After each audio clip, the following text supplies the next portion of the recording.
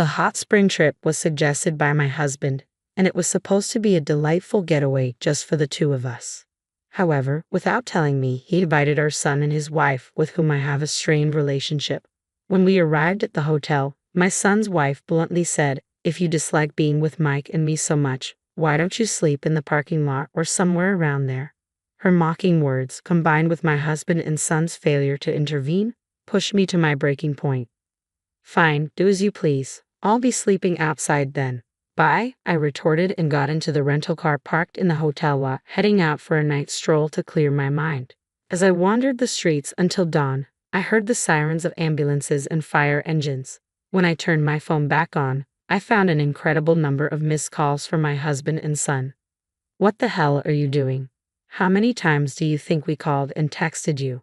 my husband demanded when I answered. He and my son were frantic, explaining that a careless smoking incident had caused a fire scare at the hotel. I was utterly appalled by their lack of apology, so I gave my husband one last chance. "Hey, which is more important to you? Mike and his wife or me?" "What? What's with that all of a sudden? Is this the time to be asking that? Just come back already," he replied. "I see, that's fine. Well, Mike is your child with that woman anyway, and it seems like I'm no longer in your eyes." Hearing these words, my husband and son were perplexed on the other end of the phone. That's when I decided to spill a secret, a hidden truth we had been carrying within our marriage. My name is Elizabeth, 46 years old, and this year marks the 20th anniversary of my marriage to James. We both work for a hobby manufacturer company, with James in sales and me in accounting, just as we have since our marriage. We were blessed with a son, Mike, who has become a delightful part of our lives by marrying Jennifer, a girl he met at university. To outsiders, we might appear to be a normal, happy family, but in reality, we are facing a certain issue. One day, as I was preparing dinner after returning home, I noticed James researching something on the computer. Curious, I peered over and saw beautiful resorts and hot springs displayed on the screen. I couldn't help but lean in closer with excitement. James turned to me and said, "Actually, I've been thinking about planning a trip soon." "A trip? That sounds wonderful." I couldn't contain my excitement and raised my voice. "See, we've both been busy working and haven't had much chance for this kind of thing. Don't you think it's about time we let loose a bit?" "Yes, I've been feeling the same way," he replied. Fortunately, outside of our busy seasons, we both have flexible schedules that allow for time off. Just thinking about the trip made me giddy with excitement, something that hadn't happened in years. Though James initially helped with household chores after our marriage, he eventually stopped, citing work as the reason, leaving me to handle most of it. This trip, suggested by James himself, was a much-needed break from the accumulated fatigue and stress, more than anything. I was happy when my husband, who usually only showed interest in his work and rarely conversed with me, suggested we go on a trip together. "The trip is a great idea," I said, "but there's something I've been hesitant to talk to you about." "Hesitant about what? What is it?" he asked. "You know what I'm talking about. It's about Mike and Jennifer." Hearing our son and daughter-in-law's names made my expression darken. Since advancing to junior high, Mike had grown distant and cold towards me, his mother. Ignoring my attempts to talk, he would lock himself in his room or go out, and on the rare occasions he did respond, it was with a dismissive, "It's nothing," or "Leave me alone." At times he was outright rude, demanding, "Hurry up with the food," or "Give me some pocket money." There were even instances when I was locked out of the house, not just by the door but by a chain gate. Initially, I dismissed it as a phase of rebellion, but when his harsh words and actions persisted, I grew concerned and consulted James several times. However, James brushed it off, saying, "Isn't that just a phase of rebellion? Or maybe just adolescence? You should understand that and deal with him properly as a mother," showing little concern for the matter. I tried to reach out to Mike, but his attitude remained unchanged. After advancing to high school, he moved into a dorm and continued living in one during university, hardly ever returning home. Even after marrying Jennifer, I wasn't invited to their wedding, and my letters of congratulations went unanswered. When Mike brought his wife Jennifer home, I immediately sensed a mismatch. Her brightly dyed hair, heavy makeup, and flamboyant attire made her appear quite flashy, even for her age. In front of James and Mike, Jennifer behaved normally. But the moment we were alone, she stared at me, then glared and said, "I wondered what kind of woman the mother of Mike would be, only to find out she's this plain. No wonder Mike detests you." Her derogatory words and expression cut deep. I thought Jennifer was indeed a perfect match for Mike. Interestingly, they didn't have any children and seemed to live a carefree life, despite their apparent dislike for me. Much like Mike's. From the day they were introduced, they began to frequent our house often, usually with Mike in tow. When they visited, Mike and Jennifer would lounge around, hurling insults at me, and even stay for dinner. I was left to prepare and clean up the meals alone while they arrogantly demanded more drinks and snacks, leaving me no peace. I rarely joined their conversations, but Jennifer once condescendingly said, "Elizabeth, why do you even work after getting married? Spending hours surrounded by old men making toys?" I couldn't do that. Jennifer, being supported by Mike, doesn't work herself, and given her habit of skipping work, likely wouldn't last long in any job. Hearing her gleefully talk about skipping past jobs, I sighed inwardly. Unable to tolerate Mike and Jennifer's selfish and tyrannical behavior any longer, I once again sought advice from James. However, he simply said, "Mike is still as rebellious as ever, but Jennifer isn't that bad, right?" Feeling miserable, I replied, "But I'm being treated like a maid by Jennifer." I had my job too, and my body couldn't handle the stress any longer. Despite my concerns, James would just play dumb and brush it off, claiming he didn't know what to do. Eventually, the visits from Mike and Jennifer stopped. Whether they no longer wanted to see me or had other obligations such as work or finances, the reason was unclear, but their absence from our home was certain. Still, it seemed James continued to meet with them. Sometimes I could smell their perfume and cigarette smoke on him when he came home. As an asthmatic, cigarette smoke was particularly harmful to me, so I had asked Mike and Jennifer to refrain from smoking inside the house during their visits.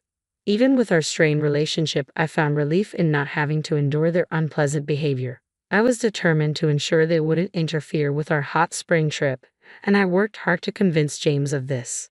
Relieved when he agreed, I looked forward to our trip to Hawaii. I pored over the guidebook daily, bought new clothes, and eagerly anticipated the vacation. However, the intrusion began on the very first day. As we arrived at the airport security check for our Hawaii-bound flight, pulling our suitcases and preparing to pass through the ticket gates, I was stunned to hear familiar voices. I turned around to see Mike and Jennifer standing there. "What? Why are you here?" I asked in disbelief. "Didn't Dad tell you? We decided to come along to Hawaii," Mike replied. I was dumbfounded and glared at James. "Mike and Jennifer have always dreamed of going to Hawaii," he said. "I'll handle them, so please let's go together." I was astounded. Despite all my efforts, including working hard and dieting for this trip, James still prioritized Mike and Jennifer. My plan seemed ruined, and I decided there was no point in going to Hawaii with such unpleasant feelings. As I was about to turn back, Mike and Jennifer stopped me. "For the past 11 years, I've wanted to reconcile with you, Mom, but I couldn't bring myself to be honest about it," Mike said. "I know my behavior wasn't right, and I realize now that I've been awkward and unfair. I want to get along with you, Elizabeth, and I don't want to strain our relationship any further." I was taken aback. It was the first time Mike had shown such humility, and Jennifer seemed eager to avoid appearing as the villain. Reluctantly, I agreed to go to Hawaii with the four of us. On the plane, Mike and Jennifer were in high spirits, ordering and starting to drink alcohol, while James sat happily next to me. Despite their upbeat mood, I felt an odd sense of unease and tried to distract myself by gazing at the scenery outside the window. Upon arriving in Hawaii and renting a car, we started our trip based on the plan James had revised on the plane. However, it wasn't long before Mike and Jennifer began to ignore my presence, speaking only to James. At water-based attractions like Sea Life Park and Waikiki Beach, they would intentionally trip me, making me fall and get soaked. At lunch, they pushed their leftovers onto me, among other forms of harassment. The tension escalated after dinner when Mike and Jennifer came to our hotel room, wanting to drink. When James went downstairs to get some snacks, Mike and Jennifer, who had bought alcohol in Hawaii, sat on my bed without asking. Mike pulled out an ashtray and cigarettes. "Hey, this is a non-smoking room. Stop it, please," I said. "It's fine if we ventilate," Mike replied with an annoyed look, and Jennifer began to light a cigarette as well. Reaching my limit, I shouted, "Enough. Stop smoking in a non-smoking room. You'll get us thrown out if you don't follow the hotel's rules." "What's with you all of a sudden?" Mike retorted. "I told you before that I have asthma and can't handle cigarette smoke."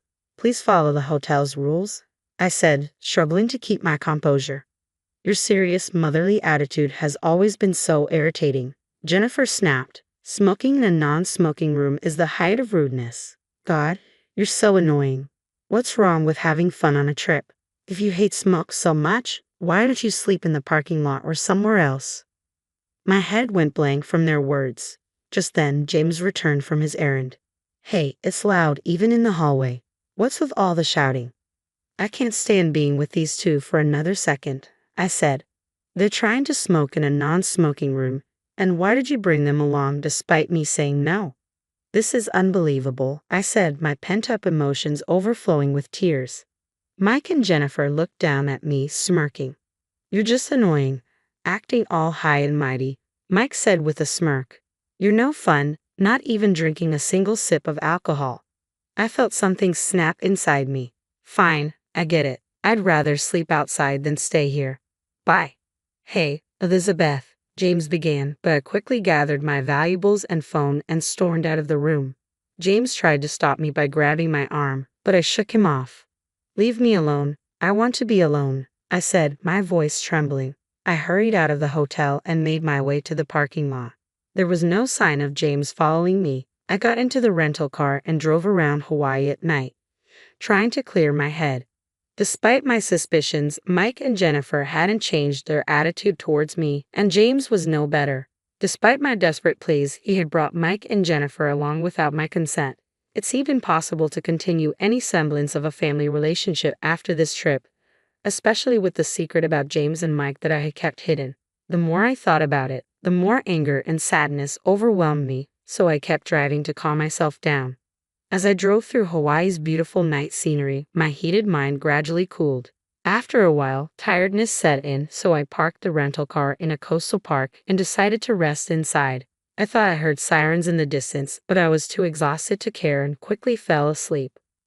When I woke up, dawn had broken, and the sparkling sea greeted me with its beauty. Soothing my spirits, I had breakfast at a seaside diner and then remembered to check my phone. I had turned it off before driving because I didn't want to hear from James or see his texts. Now, calm, I turned on my phone and was shocked by the number of missed calls and texts starting from around 11 o'clock last night. There were at least 30 or 40 of them. Just then, a call from James came in. What the hell are you doing? Do you know how many times we've tried to reach you? I've called and texted you. James's voice was a mix of anger and distress. What do you mean? I just had breakfast at a seaside diner, I replied, confused. While we're in deep trouble, you're casually having breakfast. Mike's voice came through, irritated. What trouble are you talking about? It's exactly as it sounds, James said. After you left, we had a little party with cigarettes, alcohol, and snacks. Before we knew it, we fell asleep, and when we woke up, the room was filled with smoke. A fire? I asked, horrified. Yes, James confirmed. The cause was Mike and Jennifer's cigarettes not being fully extinguished. Thankfully, it was just a small fire, but the fire trucks arrived in droves, and everyone in the hotel had to evacuate. Now we're being blamed for it. Jennifer suffered a minor burn and was taken to the hospital. Mike and I have to go to the police for questioning and apologize to the hotel staff. I see now, the sirens I heard last night must have been for that, I said, stunned by the extent of their carelessness. Then James, in his usual carefree and irresponsible manner, said, So, we're tied up here and can't leave. Can you go to the hospital and stay with Jennifer? The lack of apology and his prioritization of Jennifer over me made it clear that some things would never change. I decided to give James one last chance. James, who is more important to you, me or Mike and Jennifer? What? Why are you asking that now? This isn't the time, James replied, sounding bewildered. Well, I said, by then, I was completely disillusioned with James's attitude. Hey, what do you mean? Don't joke around at a time like this, James said, his frustration evident. Well, Mike is your child with that woman, and it seems I'm no longer in your thoughts, I said, as both James and Mike looked confused by my words. I took a deep breath and decided it was time to reveal the secret I had kept hidden. Mike, you are the child of your father and his mistress, I said firmly. Mike was stunned into silence and James grew visibly agitated as I continued. 24 years ago, James had an affair with a woman who worked with us at the time. By the time I discovered the affair, she was already pregnant. She had the audacity to tell me, "I'll give you the child, so don't demand any compensation." I found her contemptible, but I couldn't bear the thought of abandoning the child. So, I decided to raise the child, yourself, as my own without seeking any compensation. The mistress was fired, and James's affair became known, but taking you in helped soften the blow. Despite not being biologically related, I raised you as my own. However, your rebellious phase began in middle school and only worsened over time, which I initially thought was normal adolescent behavior. As the years went by, your attitude grew increasingly challenging. Realizing you were indeed the child of James and his mistress, I was torn between the affection I had developed for you and the harsh reality. Mike, still in shock, shouted through the phone, "That can't be true. I can't just be some bastard child. I have proof of your father's affair." I said, "I keep it with me because I didn't trust James to keep it safe." "So, you're saying you're not my real mother?" "That's what I've been trying to tell you. I try to be a real mother, but it's clear we don't get along. Maybe it's because you carry that woman's blood." Mike fell silent, grappling with the gravity of the revelation. James's voice rose in frustration. "What are you saying? You promised you wouldn't tell Mike." "I don't care about promises. Be grateful for the 24 years I've put up with this," I retorted before ending the call. I blocked both James and Mike and decided to enjoy the rest of my Hawaii trip on my own, returning to New York before them. Back home, I packed up my belongings, moved back into my parents' house, and prepared divorce papers for James. A colleague later informed me of the aftermath of their hot spring trip. They were severely reprimanded by the police for their negligence, and the hotel demanded a hefty compensation for the disturbance caused by smoking in a non-smoking room. With my parents' help, they managed to navigate the legal and financial fallout. My divorce from James was finalized smoothly and soon became the topic of office gossip. James's work performance declined, leading to his quiet resignation. He struggled to find new employment, eventually borrowing money from various acquaintances and declaring bankruptcy. Mike's financial and mental stability also deteriorated, leading to constant arguments with Jennifer. As for me, I found solace in the hot springs during my solo trip and now visit several times a year with my parents and friends. My work has flourished and I've been promoted to head of the accounting department.